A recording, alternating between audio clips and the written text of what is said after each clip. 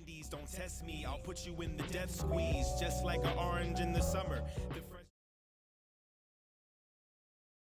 I turned to look at Officer Roland, and at some point, I guess while I was yelling to my mother, he handed me off to another officer. This officer looks new, jumpy, and nervous.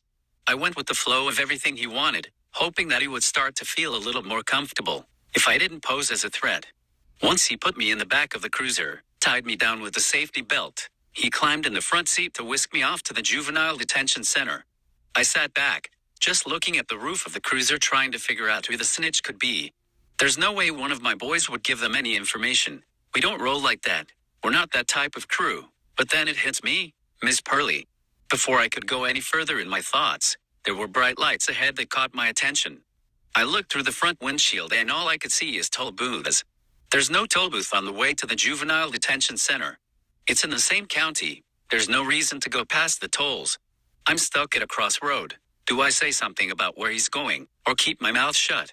I ought to be quiet and just observe. As long as I'm paying attention, I'll know what to do and say. I just can't afford to be distracted now by whatever answer and terror that may haunt me from the questions I ask. The newbie officer turns around while waiting at a red light after the toll. You scared boy? My name is Jonathan, officer. I am not afraid of anything, but it seems that you know something that I don't. Would you like to share any information on why I should be scared? I replied back calmly but determined to get an answer. You don't know, officer. I have been in this cruiser with you. This is the first time we spoke, and I don't have the ability to get updates like yourself. You're going to the big house, son, as he pulled off into the darkness. Again, officer, my name is Jonathan. I'm not your boy and I'm not your son. Please give me the same respect I'm giving you. Now, I don't understand your terminology. What's the big house? You better get comfortable with people calling you boy and son, because you're going to end up someone's new boyfriend. You're going to the state penitentiary. You're being charged as an adult, the officer said with a side smile. The state penitentiary? Charged as an adult? They don't have anything on me. I didn't have any drugs or money on me, and I'm 15 years old. How can they charge me as an adult without a hearing in family court? I read and research a lot, and I know this is against all moral conduct when it comes to my rights as a juvenile, but I dare not ask any more questions or show worry on my face. I'll be housed with grown men that hasn't seen a woman in years, that think they have to fight in order to gain some kind of control of the block they're housed on. It's stupid, but it's my fault that this will be my new home until I get a hearing. I need to make the best of it and be able to come out of this situation untouched, knowing a little more about everything I can learn while in here, and I don't want to allow myself to become institutionalized during this process. But I have no say-so in this matter. In the distance, I can see the lights surrounding the prison. My heart is racing, and everything in me feels like it's going to come out one way or another. The lights get brighter, and so does the officer's smile as we approach the front gate. The officer turns to me and tells me not to drop the soap. The stories I heard about the state penitentiary is reason enough not to make a visit, but I had no choice. All I can do now is suck it up and wish for the best. As the gates open slowly, there's a stench that drifted out onto the street, the odor wrapping itself around me, causing me to gag. It's a cross between feces and death. The place that everyone that enters die way before their bodies are pronounced dead. Every hope, dream, and aspiration dies as soon as the gate closes. Standing in line behind men that are twice my size was the wake-up call that I needed. I don't know how I'm going to get out of here, but I know that this is a place I don't want to be in. It's also a place I refuse to die in. When it was my turn to provide my information to the correctional officer, she sat there speechless, looking at me as if I was dropped off at the incorrect location, which I knew to be true, but no one listens to anyone in cuffs. My name is Jonathan Free, ma'am. Born August 1st, 2001 in Tallahassee, Florida. The correctional officer interrupted, politely. You're just a baby. She gets up from her seat, walks over to a man that was wearing an all-white shirt, which makes me assume that he's a supervisor of some sort. They stood over there talking for some time. The correctional officer came back and told me that she was going to put me in a room by myself for now, but she can't book me because there's no paperwork explaining why I was there in the first place. She told me that they're going to have to strip search me, but they will do it away from the grown men. Then I can go to a cell by myself until they sort all of this out.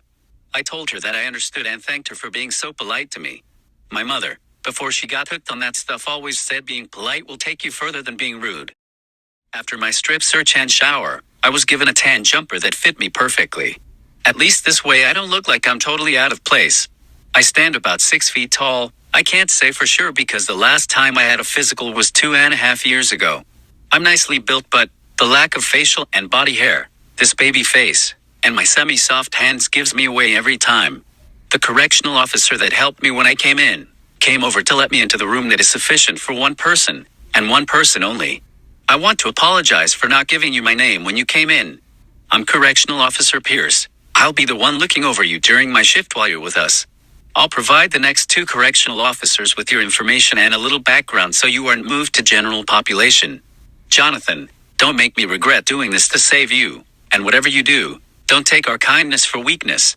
Do you understand, young man? Yes, ma'am. I won't be any trouble. Are you scared? No, ma'am. This is new for me. I've never been locked up and I don't understand why they locked me up. That I don't know, but as soon as your paperwork comes then I'll talk to you about it. Whatever you do, don't discuss with anyone why you think they arrested you. Just keep saying you don't know. Even after I tell you, you don't want to talk about it with anyone, even other inmates. It can be used against you. Do you understand? Yes, ma'am. I understand. Good. I'll send someone down to bring you something to eat before I leave. And a few hours after this meal, someone will bring you down breakfast. Make sure you eat, even if it's nasty to you. Eat it. You need to get your strength up so if you end up going to general population you'll be able to defend yourself. I was grateful for her kind words and advice, but she really wasn't saying anything I didn't already know. I just need to find out what's on that paperwork so I can position myself to be 5 steps ahead of them before my court hearing. I took a seat on my bed, that's made out of a concrete slab with a 3 maybe 4-inch mattress accompanied by a 1-inch plastic style pillow. I sat there for a few minutes with my face in the palm of my hands trying to figure out if this was a horrible dream and if it were, when do I wake up from it? Not too long after I started palming my face there were 3 knocks at the door, then the little sliding door at the bottom opens. I walk over and a tray of food is pushed through and it's immediately closed before the tray stopped at my feet. Sitting on the edge of my bed I start to inhale the bologna and cheese sandwich on stale bread that they sent. Not because of Correctional Officer Pierce said, but because I haven't eaten in 2 days. I sat the tray close to the door but on the floor and out of the way. Instantly I started to do push-ups, then sit-ups, lastly a little air boxing before I laid myself down to take a 2 or 3 hour nap before breakfast comes. I thought I would be able to fall asleep easily since I haven't slept much these last few days. The rent is due and I can't make money in my sleep, so I was on the grind day and night. I laid there thinking of the conversation between Miss Purley and I.